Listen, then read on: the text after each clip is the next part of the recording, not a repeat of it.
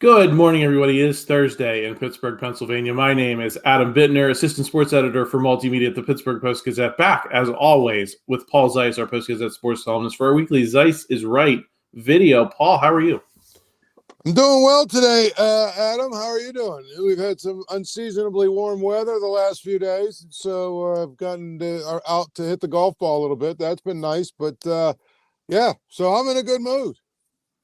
That's good. That's good. I'm excited. I'm going to Penn State, Ohio State this week in Columbus, so that'll be a fun trip for me. I don't get out of the office nearly as much as you guys do, so this will be a nice little trip for me. So I'm looking forward to that. But we got a lot of Steelers talk before we get to Penn State and Ohio State, and we will talk about that big game later on. But we got some Steelers NFL trade deadline talk to get into. A lot of questions for Jerry Dulac on his weekly chat this week, so I want to get Paul's take on some different trade deadline topics as it relates to the Steelers.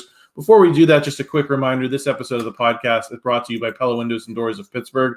There's no better place to get new windows and doors installed in your home than Pella, who can help you save on energy costs year-round. Schedule a free in-home consultation with your local Pella Windows and Doors to find the right product for your home and budget. Give them a call at 866-593-1560 to discuss your project further. That's 866-593-1560. To get started planning on your new windows and doors installation with Pella Windows and Doors of Pittsburgh. Paul, yeah, there were, like I said at the top here, there were a lot of questions for Jerry Dulac about what moves the Steelers can make before that October 31st Halloween trade deadline. A lot of people talking about Mason Cole, which I'll get into in a little bit. Some different positions, different possibilities people brought up. I'll ask the top line question first because Jerry seemed pretty skeptical that there will be any moves of significance, at least in terms of impacting the starting lineup in any, quick fashion. What's your read? Do you think that they could make a move here that is noteworthy and gets people's attention? I would be very surprised because I don't know what pieces they actually have to offer, maybe other than a few draft picks, which I don't know that they're going to go in that direction. I could see them maybe making a minor deal here or there.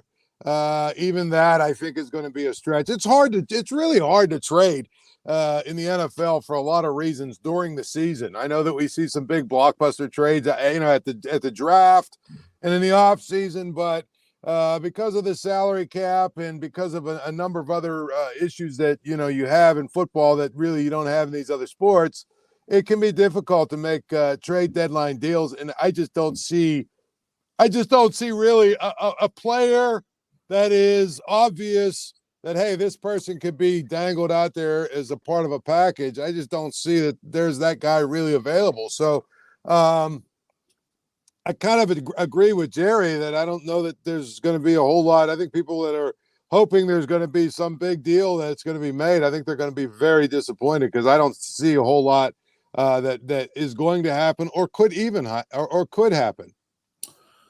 We have seen the Steelers, though, be aggressive at the trade deadline recently. Obviously, the Chase Claypool trade last season is the thing that I think a lot of Steeler fans would love to see. Is there anyone on this roster, Paul, that you look at and say, hey, maybe they can fool someone like they did with Chase Claypool? Maybe they can flip someone for a draft pick.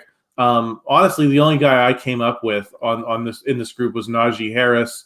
As a former top draft pick, hasn't quite lived up to it, but someone – who needs a running back might be willing to give you something for him, and you still have Jaylen Warren on your roster. You still have Anthony McFarland, who apparently people like a lot because they've kept him around for as long as they have. Do you look at Najee Harris as a candidate, or is there anyone else that you say, hey, maybe the Steelers can find one? It only takes one team. Maybe they can find one team to snooker a draft pick out of. Well, I mean, I really don't. I mean, I don't know that I see anybody. I mean, Najee Harris – it's been a fun topic, and I've heard the talk shows talk about it, and people throw it out there. Hey, you can trade him and this and that and everything. I don't see any chance that Mike Tomlin is going to trade Najee Harris. I mean, it's pretty clear that they feel a lot differently about Najee Harris than many people that are from the outside looking in feel about Najee Harris. And so clearly, if you could trade him and get something for him, I'm sure – because you do have some other guys, it would make a little bit of sense, but I just don't see that happening because Najee Harris is one of those players that they seem to really overvalue and like, a lot more than most of the people on the outside. I mean, here's the deal. if a team comes along, the Colts, for instance, who just, their starting quarterback is out now for the year. He's got to have surgery. If they were to offer you like a 4th-round pick for Mitch Trubisky, I probably would take it. That's the kind of deal that I could see maybe happening where you have Mason Rudolph. So, you already have your backup, and, your backup to your backup is probably just as good as the other two in many ways. So you could trade maybe Mitch Trubisky for something from somebody. The only problem with that is I don't know that his value is what it was, since he lost his job. If you remember, prior to him starting the first game for the Steelers last year, there were people talking about how, being on the Steelers was going to resurrect this guy's career, yada, yada, yada. Different system, different coaching, all this other stuff. The Bears, it was the problem with the Bears and not him, right? We heard all that. A year with Brian DeBall or whatever, turned him in Buffalo, turned him into something that he's not. So there was probably more value in many ways for Mitch Trubisky last year than there is this year. So I don't know what you could get for him, but if a team needs a quarterback, they might be able to overpay, might be willing to overpay a little bit to make sure that they can secure a guy who might be able to start games for them, down the stretch or whatever. So I would say basically that's the kind of deal maybe I could see happening. Other than that, I just don't see many other candidates on this roster that they're going to, talk about taking or talk about trading. Yeah, I can see that. I just don't think there is a Chase Claypool, unfortunately. But you never know. Like I said, it only takes one team. I think with Najee, we've seen some of these Alabama running backs change teams and have success in recent years. Maybe a team says, hey, we think he has a package that we've seen work in the NFL in different ways. Maybe they'll overvalue that a little bit, give you a pick. But I think that's really the only one that comes to mind for me immediately. Paul, I mentioned Mason Cole at the top of the show. Lots of questions about him, lots of questions about center. He's given up a ton of pressures this season, has a pretty low Pro Football Focus grade. Jerry seems reasonably confident, though, that the Steelers are not going to do better than Mason Cole, certainly in the middle of the season. In free agency, maybe you can make a move. Maybe you can draft a center now that you've addressed some other positions of needs. But for this season, it seemed like Jerry was skeptical. Do you think that a move could be made there, or do you think that the best move that they could make is internally with someone like James Daniels or Nate Herbig?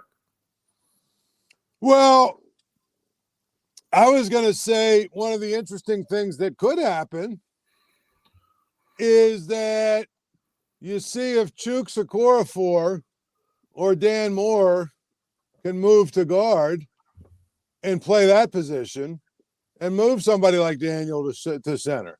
I mean, I think the only chance you have of really trying to get better is internally, as you said, because it's just hard to trade for a center. I mean, finding a center that's going to be an upgrade is difficult at this stage of the game. Maybe they could move James Daniel over. I know he's been, he's snapped a little bit in his career.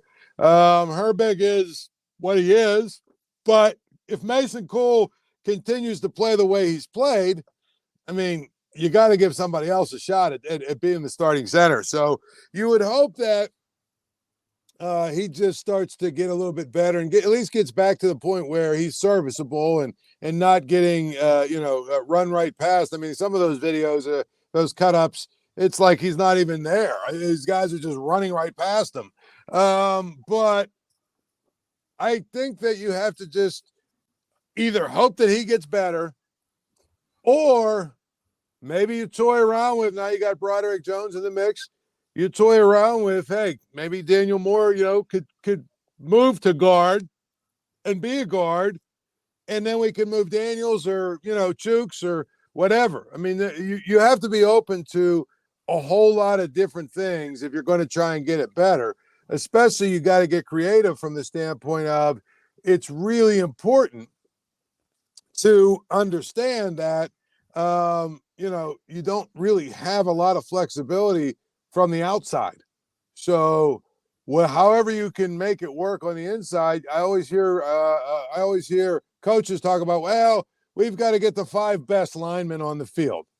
Well, you might need to shuffle the deck a little bit to see if you can figure out what the best combination of 5 is. If, for instance, if Mason Cole doesn't get better. Yeah, Paul, I think that'll be interesting to watch play out. I think that's probably the best option for them, is to kind of shuffle what they already have. They brought some of these guys in with that positional flexibility. So, you'd like to see them use it if Mason Cole continues to struggle. Paul, another thing you and I talk about every week on this podcast is the receiving core. Julio Jones this week finally signed with a new team. Where'd he go? He went to the Eagles. Yeah.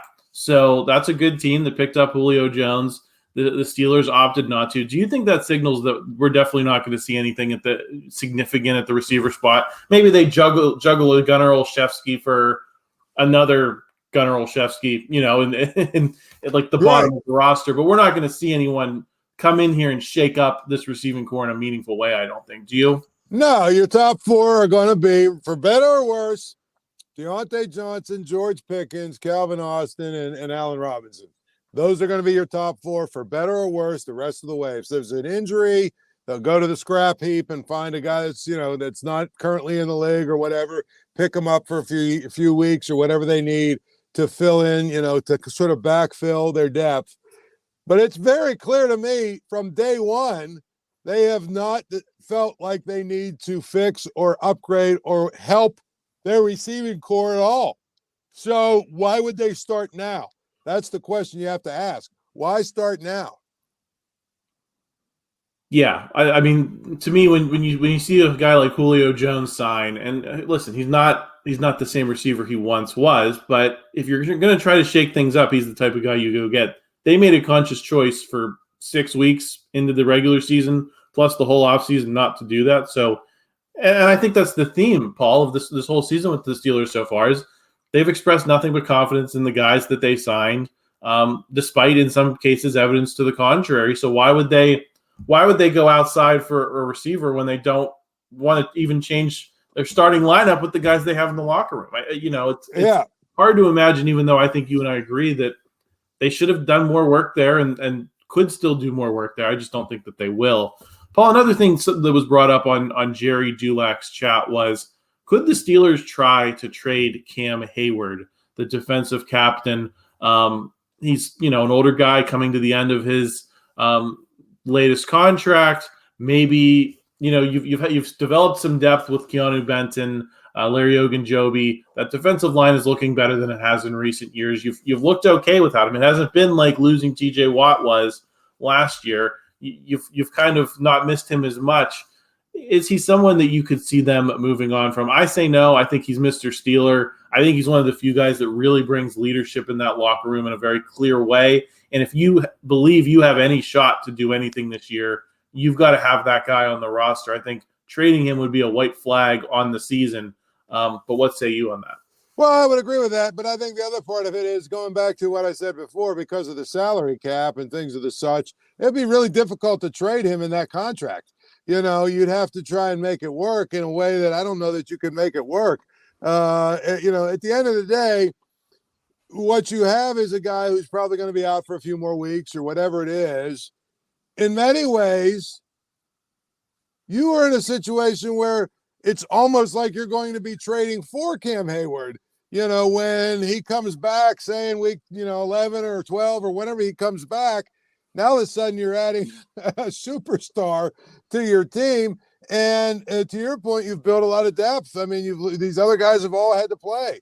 So now I think it would make almost zero sense, especially, Adam, if this team's going to do anything and they're going to win in the playoffs, or they're going to do anything at all, they need their defense to be quote unquote elite.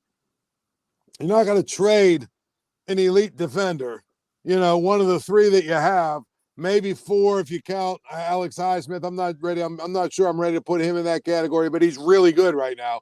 You got Alex Highsmith, Watt, Minka Fitzpatrick. You had Cam Heyward. Now all of a sudden you've got elite players basically at every level of your team, of your defense. So I would hate that. I also, like you said, think that being Mr. Steeler, his leadership, everything that comes around the package with Cam Heyward, I don't think the Steelers would trade him. I don't think they should trade him. I don't even think they'd think about trading him, just because of everything he brings to the table, and also because it wouldn't be easy to trade him with his contract. Paul, the hottest topic of the week in Steelers land has been the rookies continuing to stay lower on the depth chart. Bradrick Jones possibly going to get repassed by the healthy Dan Moore, stay at that or not play this week at that tackle squad. Joey Porter Jr. listed below Levi Wallace and Patrick Peterson on the depth chart, despite a lot of faith by a lot of people that he's shown enough to be a starter. We've done several videos on this already this week, but I want to get your take on what the heck's going on here and when are these guys going to get their shot in a meaningful way? I will say this. I believe that now again, it's Wednesday. Yesterday was the first day of practices, right? For the week. I think Bradrick Jones is going to play. I do.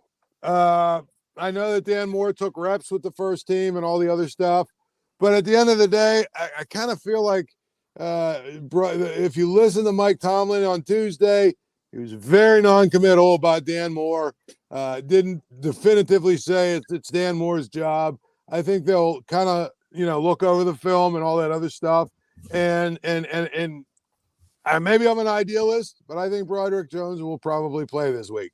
Joey Porter Jr., he continues to get more snaps.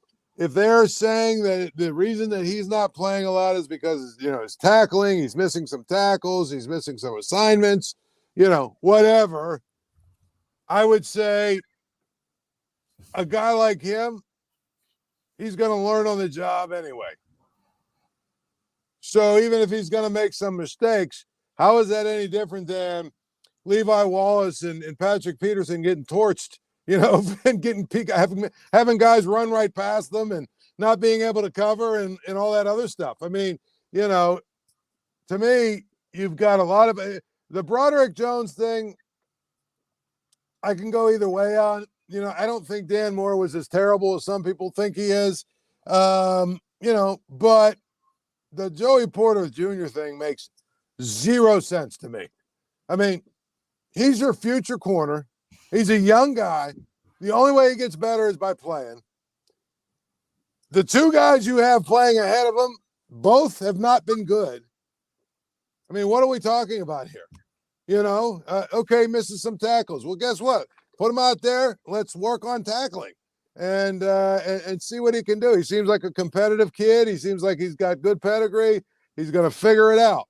Just give him more opportunity. So I think they're two little different circumstances, because I can be swayed about the Dan Moore, Bradrick Jones thing. I would prefer them just play Jones and let him be the guy for the rest of the year and hopefully for the next 10 years.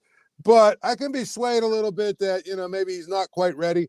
But Joey Porter Jr. should be playing and starting and playing lots of snaps. Well, and, one of the reasons you traded for him, Paul, or not traded for him, drafted him, was that he was so good in coverage at Penn State, the teams just flat out didn't throw to him.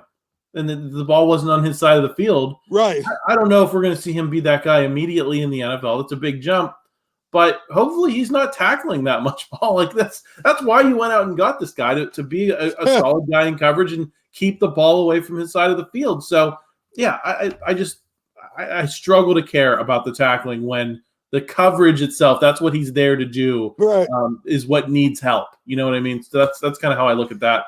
Paul, we're going to get into some Pirates talk. We're going to talk about all the teams in town here by the end of this episode. A couple quick hits. So everyone stay tuned for that. I want to thank a couple more of our sponsors, though. Goldberg, Persky, and White. If you were diagnosed with mesothelioma or lung cancer, call your local attorneys at Goldberg, Persky, and White. For over 40 years, their firm has represented thousands of lung cancer and mesothelioma victims. Call 1-800-COMPLEX or visit gpwlaw.com for a free consultation. Also want to thank Propel Schools. Propel's 13 public charter schools in Allegheny County build a solid academic foundation for lifelong learning and offer more personalized instruction at every level. during your child's kindergarten through 12th grade education journey. Give your children the quality education they deserve. Learn more and apply at Propel Schools by visiting propelschools.org. Paul, watching the baseball playoffs this week, particularly this Phillies series, from the jump every time, they're just mashing. It's like every 5 seconds I look up. We got a couple of TVs in the basement here, me and my fiance, and I'll have the Phillies game over here while we're watching something else. Every time I look up, there's someone trotting around the bases. It feels like I'm watching a different sport than I watched all season with the Pirates, and it is. I think it's one thing for you and I to sit here and talk about, can the Pirates scrap together 84 wins next year or in the next couple of years, slip into the Diamondbacks or into the playoffs like the Diamondbacks did. Okay, I can see that. It is very hard for me to imagine them winning when this is what the game looks like when it gets to the postseason and it's a short series and everyone's just swinging for the fences because that's what makes the big difference. Well, and the Rangers, the Texas Rangers have been hitting the hell out of the ball too. I mean, I would love to see the Rangers against the Phillies. That we could see, it could become like beer league softball, with some of the scores of those games. The thing about the Phillies, Adam, is, I one of the things I did not want to hear and buy into any of the nonsense about we need to change the playoff format and it's so bad and blah, blah, blah. The teams that win a lot and have to sit out a week, they get rusty and all this other stuff. You want to know why the Phillies keep winning is because they're built for short series, right? Yeah. They've got really good top of the line pitching, right? And they can hit home runs. And they've got guys up and down the lineup that can hit home runs. So even if you're in a series where the other team, and theoretically in the playoffs, you're rolling against the best pitchers, you're seeing the best pitchers, the other team, even if the guy's dealing for 3 or 4 innings, the Phillies are a couple of swings of the bat away from a 5-run inning. You know what I mean? That's how that's how the game is played. And in the postseason, I think one of the things is some of the teams that lost, like the Orioles, for instance, they weren't built for a short series. They're built for 162 games. You have to be able to score runs quickly in Major League Baseball because you're facing good pitchers. You might only have 2 innings out of 9 where you really have an opportunity to score. And if you've got guys that can change the game up and down the lineup, and you got guys, a guy like Bryce Harper gets a little bit hot, all of a sudden, you're right. It's a different kind of game. That's the biggest thing the Pirates are missing. They also don't have like the 2 really good frontline pitchers like the Phillies do. But if you look at the Phillies, the pitchers 3, 4, and 5 were just kind of okay, right? But their top 2 guys were able to keep them, anytime they had losing streaks, one of their top 2 guys was able to really kind of, get them rolling in the other direction. And, they hit well enough that they were able to overcome some nights where their pitchers didn't do it well. But the Pirates don't have either of those 2 elements. They don't have 2 top of the line, front line kind of, starters. And they don't have guys up and down the lineup that hit home runs. We talked about it, was it last week? After we talked about the Pirates lineup, I went and looked. Jack Suwinski is number 1 on the Pirates in OPS, right? He's 54th or 55th in the league. Like, and Reynolds and Hayes, I think, were in the top 80, but still, you're not, that's certainly not built for a small series. Yeah. Well, if we're talking about keep Ryan Hayes as the 3rd guy in the power lineup for the Pirates, like you're screwed. I'm sorry. Right, he's done that. He did the things this year that I think you wanted to see, but if he's the 3rd power hitter, yeah, it's getting bleak when the Phillies can trot out a guy like Kyle Schwarber who looks like, do you remember when they used to put those softball home run derbies on like Fox Sports Net late at night? Yes. That's what Kyle Schwarber looks like. And the Pirates don't have anyone like that. Right. That's the thing. Kyle Schwarber is a guy, and I think they I've seen where they've had him leading off, and the next thing you know, it's 1-0, 1 batter into the game. They don't have a guy like that. Obviously, they don't have a guy like Bryce Harper. There's only a few of them on the planet. You know what I mean? But what's his name? Trey Turner? Is that his name? The guy? Yeah. I mean, the Dodgers gave up on him, right? The Dodgers gave up on him. They saw the value in what he does, right, and decided to bring him in. They've got a lineup that really there's guys up and down the lineup that you're literally one swing of the bat away from being down 2-0 or 1-0 or 3-0, depending on how many people are on base. They're fun to watch right now. But to your point, it's like watching a different sport than what we've watched with the Pirates.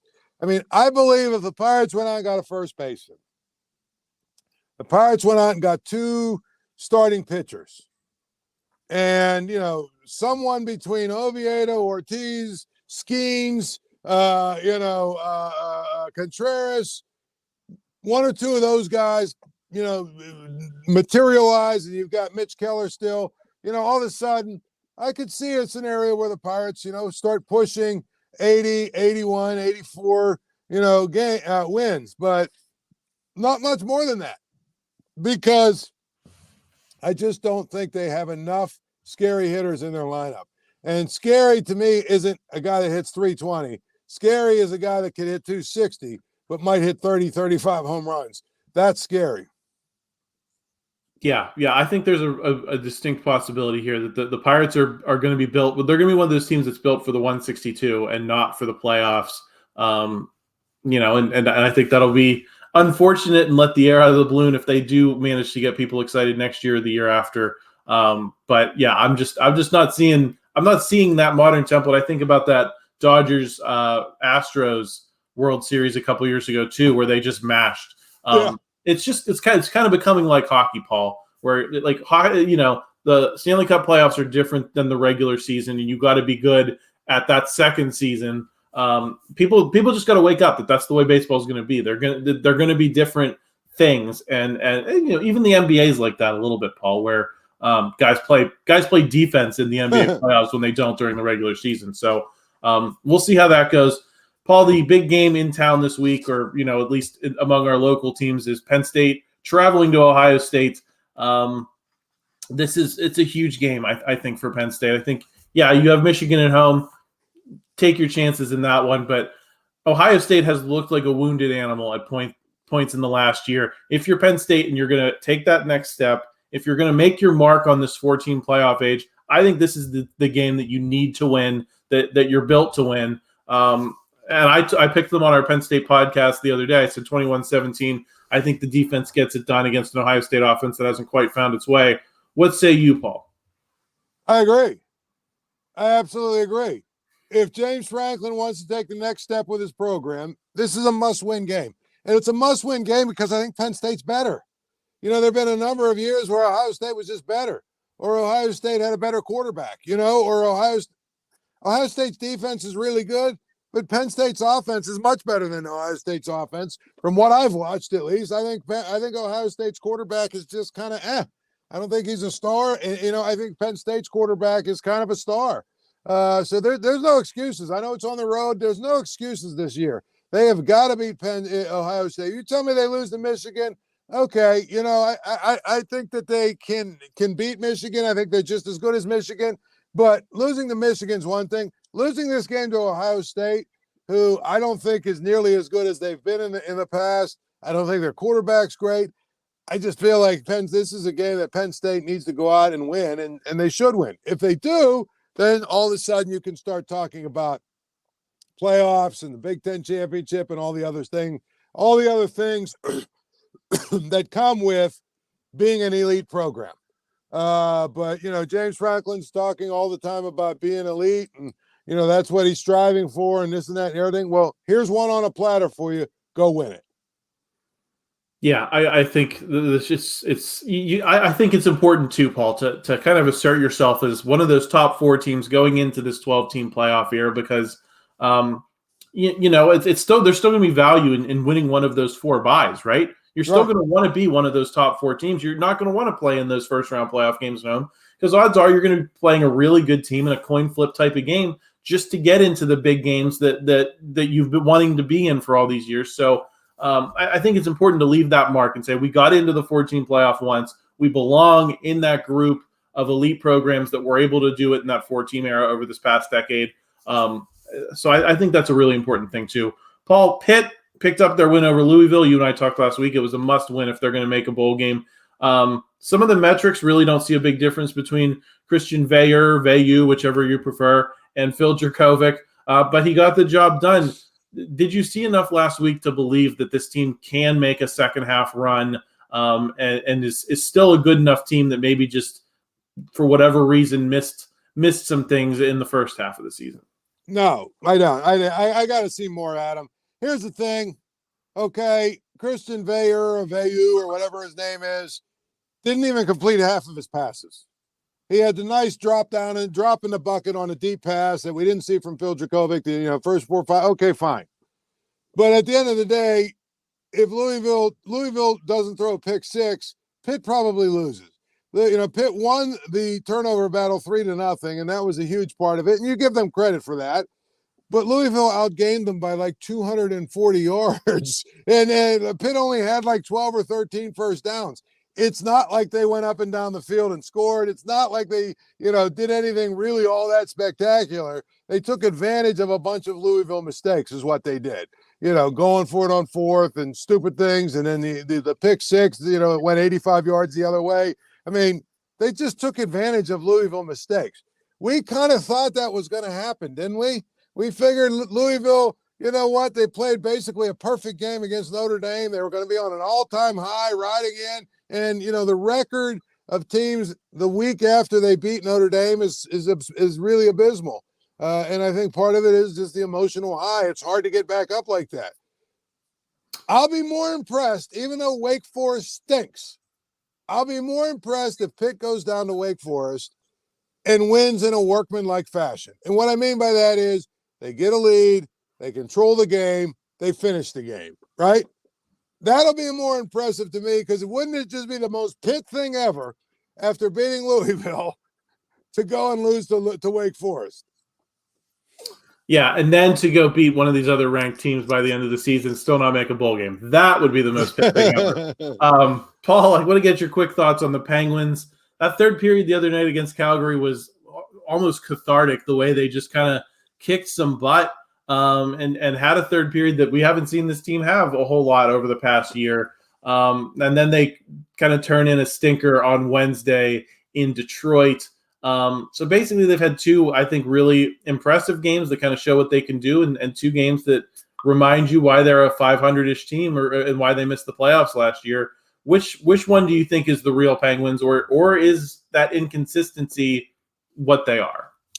I think they're going to be a somewhat inconsistent all year.